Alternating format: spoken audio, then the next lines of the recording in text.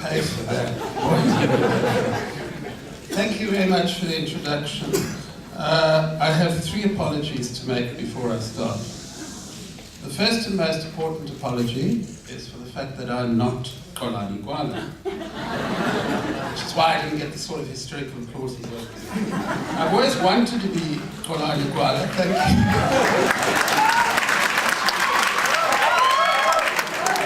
I once applied to be Kolani Gwala, but I failed. And the reason I want to be Kolani Gwala is that I think that anybody who has the views on football that this man has and is allowed to appear in public life obviously deserves our admiration. Just for Mr. Gwala's information, the Chinese quote he mentioned just now, literally translated, means it is the duty of all right-thinking South Africans to support Mamelodi Sundowns. The second apology is that I'm not going to sing like Professor Modi. The reason I'm not going to sing is that this is a conference on Ubuntu, and one of the principles of Ubuntu is sensitivity to one's fellow human being, and therefore I can't possibly sing. The third apology is that I mean no disrespect to this conference, but I'm going to have to leave just about after I've spoken. And the reason for that is that when Professor Modi approached me, I discovered that I had something I had to speak at last night, and I have something I have to speak at back in Johannesburg this afternoon. And he pressed me to come, and I really wanted to come. So I guess the fact that I'm here at all is the important thing. And the reason I'm here at all is 2 reasons. First of all, I think that it is very important to engage with fellow South Africans on the topic before you over the next 2 days, because I think it is a crucial topic, and you've heard from other speakers why it's a crucial topic. And secondly, I think that it's very important to participate in the activities of an institute named after the late Moses Kotane, who, as you've heard already, was a far more important South African than he's ever been given credit for.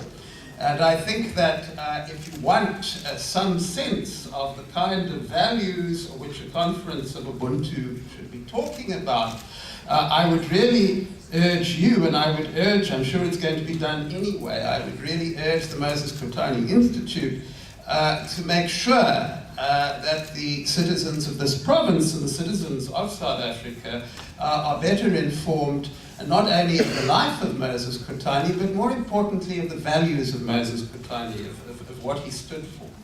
And I think that what I'm going to be saying for the next few minutes, if I can be presumptuous, is at least very much in the spirit of what Moses Kotane stood for.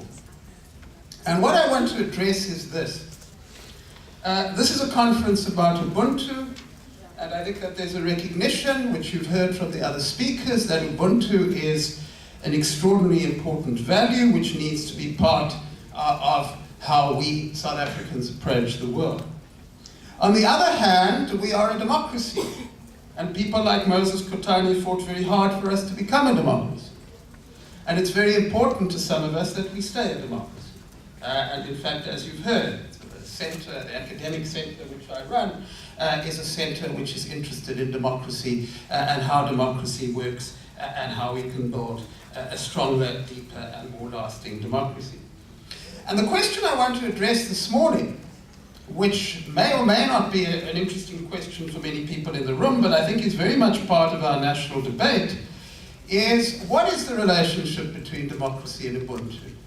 And more specifically, are Ubuntu and democracy compatible? Are they friends? Do they walk side by side? Or are they in some ways enemies? Are they in tension with each other? Are they in conflict with each other? And I think that there are 2 reasons why some people may want to argue that there's a tension, a conflict between Ubuntu and democracy. The first one is that you sometimes hear it said, not only on this continent, but on others as well, that there's some kind of sense in which democracy is a Western concept. Democracy is something which these people in the West developed, and they spend a great deal of time as missionaries going about the world, selling it to the rest of us. And if that is, of course, true, then there is a potential tension between Ubuntu and democracy, because then you heard Professor Modi talk about the importance of indigenous knowledge, about the importance of our own set of homegrown values. Then democracy would not be one of those homegrown values. Democracy would be something we do in order to impress the folks in America and Western Europe.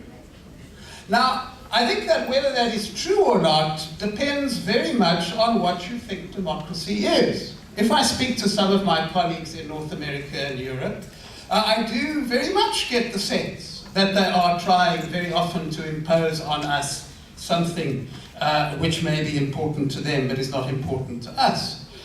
Because in their view, democracy is associated with particular customs in America and Europe, and the idea is to make sure that the rest of us look like America and Europe. And if that is what democracy is about, then I have very much a great deal of sympathy for people who say, look, this is not something which we Africans ought to be concerned about. Let's look at a concept like Ubuntu instead, because it's an African concept. But the good news is that I don't think that that's what democracy is about at all.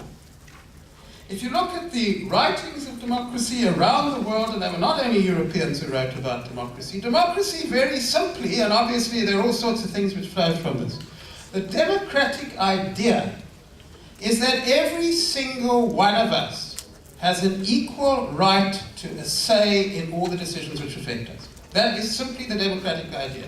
That every single person in this room, whether you have come here this morning as a scholar who has not yet finished your matric, or you have fancy degrees, whatever it is you are, you have an equal say.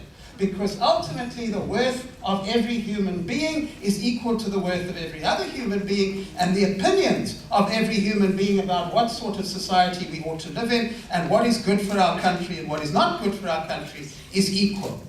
The opinion of what is good or bad of an unemployed person begging in the street is the same as the opinion of the university professor or the head of the corporation. And that is the basic democratic idea. And if that is the democratic idea, then it can't make terribly much sense to say that democracy is un-African.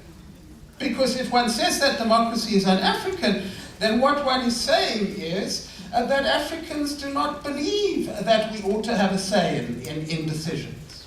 That African individuals do not want to decide. That African individuals would far rather let somebody else decide. And I don't believe that's true.